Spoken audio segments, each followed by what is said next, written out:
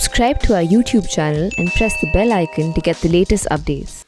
Good morning, good afternoon, and good evening. Around the world, we're now seeing an increase in the number of reported cases of COVID-19, especially in Europe and the Americas. Each of the last 4 days has been the highest number of cases reported so far. Many cities and countries are also reporting an increase in hospitalizations and intensive care bed occupancy. At the same time, we must remember that this is an uneven pandemic. Countries have responded differently, and countries have been affected differently. Almost 70% of all cases reported globally last week were from 10 countries, and almost half of all cases were from just 3 countries. For every country that's experiencing an increase, there are many others that have successfully prevented or controlled widespread transmission with proven measures. Those measures continue to be our best defense against COVID-19. There has been some discussion recently about the concept of reaching so-called herd immunity by letting the virus spread. Herd immunity is a concept used for vaccination, in which a population can be protected from a certain virus if a threshold of vaccination is reached. For example, herd immunity against measles requires about 95% of a population to be vaccinated. The remaining 5% will be protected by the fact that measles will not spread among those who are vaccinated. For polio, the threshold is about 80%. In other words, herd immunity is achieved by protecting people from a virus, not by exposing them to it. Never in the history of public health has herd immunity been used as a strategy for responding to an outbreak, let alone a pandemic. It's scientifically and ethically problematic. First, we don't know enough about immunity to COVID-19. Most people who are infected with the virus that causes COVID-19 develop an immune response within the first few weeks. But we don't know how strong or lasting that immune response is, or how it differs for different people. We have some clues, but we don't have the complete picture. There have also been some examples of people infected with COVID-19 being infected for a second time. Second, the vast majority of people in most countries remain susceptible to this virus. Seroprevalence surveys suggest that in most countries, less than 10% of the population have been infected with the COVID-19 virus. Letting the virus circulate unchecked, therefore, means allowing unnecessary infections, suffering, and death. And although older people and those with underlying conditions are most at risk of severe disease and death, they're not the only ones at risk. People of all ages have died. Third, we're only beginning to understand the long-term health impacts among people with COVID-19. I have met with patient groups suffering with what is now being described as long COVID to understand their suffering and needs so we can advance research and rehabilitation. Allowing a dangerous virus that we don't fully understand to run free is simply unethical. It's not an option. But we do have many options. There are many things that countries can do and are doing to control transmission and save lives. It's not a choice between letting the virus run free and shutting down our societies. This virus transmits mainly between close contacts and causes outbreaks that can be controlled by implementing targeted measures. prevent amplifying events, protect the vulnerable, empower, educate, and engage communities, and persist with the same tools that we have been advocating since day one: find, isolate, test, and care for cases, and trace and quarantine their contacts. This is what countries are proving works every day. Digital technologies are helping to make these tried and tested public health tools even more effective, such as mobile applications to support contact tracing efforts. Germany's Corona Warn app has been used to transmit 1.2 million test results from labs to users in its first 100 days. The Aarogya Setu from India has been downloaded by 150 million users and has helped city public health departments to identify areas where clusters could be anticipated and expand testing in a targeted way. In Denmark, more than 2,700 people have been tested for COVID-19 as a result of notifications received through a mobile application. And the United Kingdom has rolled out a new version of its NHS COVID-19 app, which had more than 10 million downloads within the first week. As well as alerting users that they may have been exposed to a positive COVID-19 case, the app allows users to book a test and receive results, keep track of the places they have visited, and receive the latest advice on local restrictions. WHO is working with the European Centre for Disease Prevention and Control to help countries evaluate the effectiveness of their digital contact tracing applications. This is just one example of the innovative measures countries are taking to control COVID-19. There are many tools at our disposal.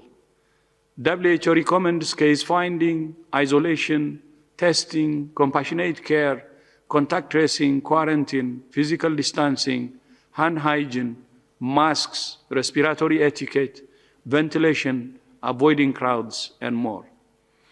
We recognize that at certain points, some countries have had no choice but to issue stay-at-home orders and other measures to buy time. Many countries have used that time to develop plans, train health workers, put supplies in place, increase testing capacity, reduce testing time, and improve care for patients.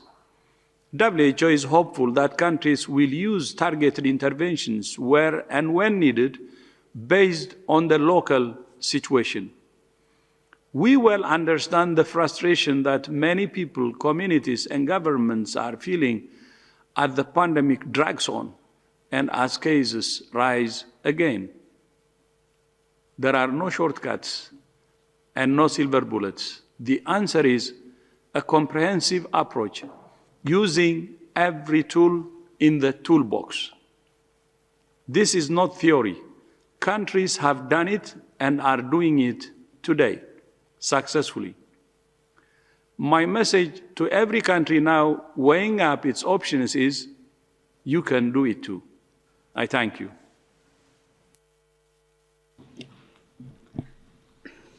Thank you, Dr. Tedros.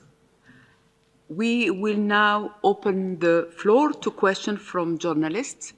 I remind you that you need to raise your hand. Use the raise your hand icon in order to get in the queue to ask questions. I would like also to remind journalists to ask, please, only one question to allow for more journalists to intervene. Let's start the first question with Kai Kupferschmidt from Science. Kai, can you hear me? Yes, thank you very much, Fadela. This is probably for Bruce Aylward. I'm not sure whether he's joined already. I just wanted to ask whether you could give a quick update on where the COVAX facility stands, both in terms of who has, committed, signed the commitment and in terms of the vaccines that have actually been, the vaccine contracts that have been signed. Thank you, Kai. Can we come back to you later on? Bruce is in a meeting, but maybe Dr. Soumya Swaminathan can take this question. Yes, thank you, Kai. The COVAX facility is going from strength to strength. October 9th was another deadline for countries to make commitments. And over the weekend, we have over 180 countries that have committed. These include the self-financing countries, and the latest one to join and make a public announcement was China. And then you have the 92 AMC countries, which will be eligible for Gavi support for the vaccines. So actually, when you add up all of these countries together, they represent 90% of the world's population. So it looks like the COVAX facilities really brought countries and people together, and it sets a good example for believing in and trying to achieve equitable access of vaccines. The second part of your question was about investment in vaccines, I think. Now, the facility will be looking at the broad range of vaccines that are out there, all of those that are being developed, particularly those in the late stages of clinical trials. As you know, CEPI has 9 candidate vaccines in the portfolio that they have supported the R&D for. 3 of those are in phase 3 clinical trials. But the COVAX facility will be looking at a number of other candidates as well as the data comes out of the trials. And then they will be making decisions on advanced market commitments for several of those vaccines. And again, there'll be an external advisory committee that is going to advise the COVAX facility to make those investments. So at the moment, it's looking good. On the funding side, there's still a shortfall. We need to get 2 billion doses, $2 billion, by the end of this year, and another 5 billion next year to supply just the AMC 92 countries, which will be able to provide them, for up to about 17% of their population. So there's still a bit of fundraising to be done, but I think the commitment seems to be there. Thanks. Thank you, Dr. Swaminathan. I would like now to invite Bianca Rottier from Globo for the next question. Bianca, can you hear me? Hi, Fadela, can you hear me? Very well. Go ahead, please. Thanks a lot. Despite the fact that Brazil has reached 2 sad and very symbolic milestones in the last days, like more than 5 million cases and 150,000 deaths, the numbers are clearly declining. Can WHO now comfortably say that the pandemic in Brazil has already reached its peak? And what lessons can Brazil learn from what we are experiencing now here in Europe with record numbers only months after the reopening? Thanks a lot. Thank you, Bianca. I would like to invite Dr. Ryan to take this question. Yes, well, we are pleased to see the numbers stabilizing and going down in Brazil, but remember, they're stabilizing and going down from some very, very high numbers, and there are still many people getting COVID-19 in Brazil and across the Americas. While there has been an overall downward trend in Central and South America, there are a number of countries in which that trend is still upwards. Again, we congratulate the frontline health workers in Brazil for what has been a very, very long and continues to be a very long fight, and also the communities in Brazil for continuing to work to try and reduce the spread of this disease. But as we've all learned at the School of Hard Knocks over the last number of months, is the fact that disease is on the way down does not mean that disease will not pick up again. and very, very quickly in certain circumstances. So we need to remain vigilant in all countries, and there needs to be a high index of suspicion as numbers go down to make sure that you detect areas in which the numbers may be going up. Brazil, very, very large country. It's almost the size of half a continent. So saying that the disease is on the way down in Brazil is a positive thing, but that does not mean in other certain areas that the disease is not on the way up, and therefore local authorities, state authorities will have to remain vigilant over time. So yes, we're always glad when a country like Brazil that has so many people and contributes so much to the global economy and global culture is gaining some success, but no country is out of the woods yet, and everyone needs to remain vigilant.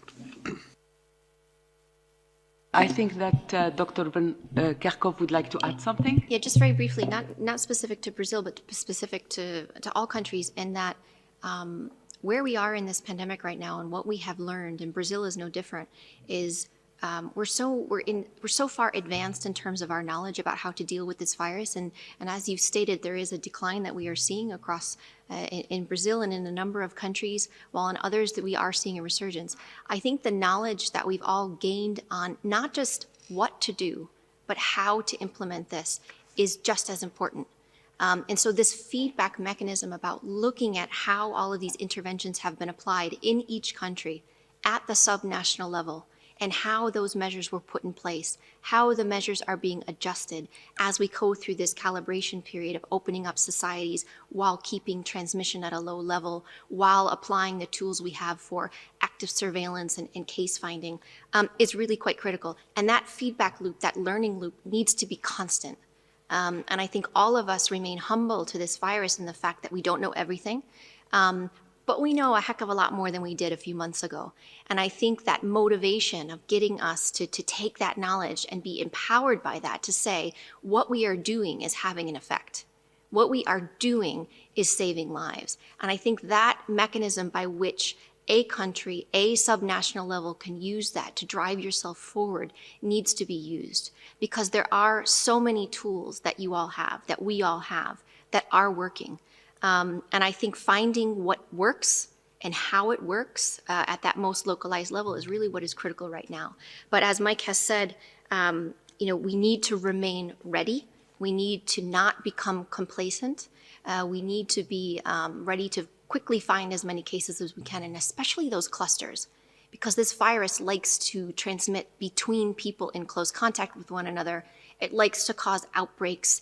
And if we know where those outbreaks are going to happen, and we have clues on this, because these outbreaks happen in enclosed settings, they happen where people spend prolonged periods of time together, oftentimes where there's poor ventilation. If we could prevent that from happening, we can get ahead of this virus.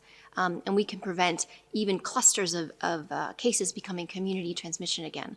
So well done to all of the countries that are working so incredibly hard and who are continuing to fight against this and to bring transmission under control.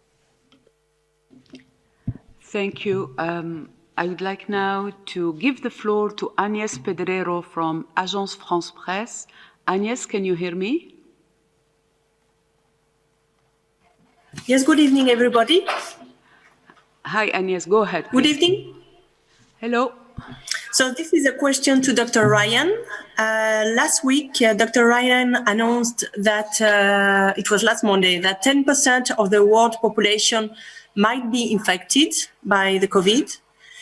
So the first question would be, how do you get to that figure? And with so many people infected, this suppose the fatality rate is much lower than what we think about before.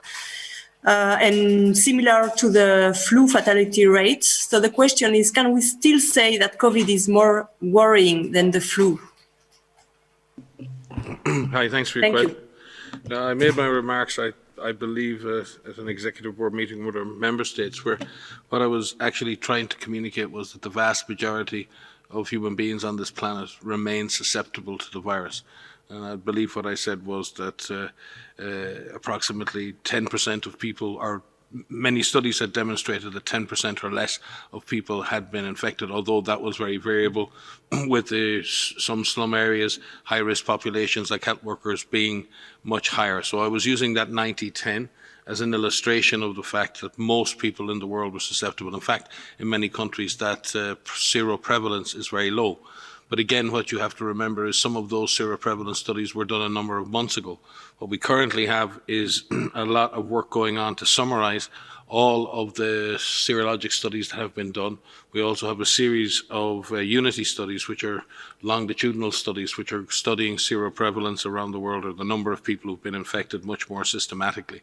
So from that perspective, you can say that 10%, if you look on average at some of these studies, on average 10% or less, and some it's much less, and in some studies it's much more.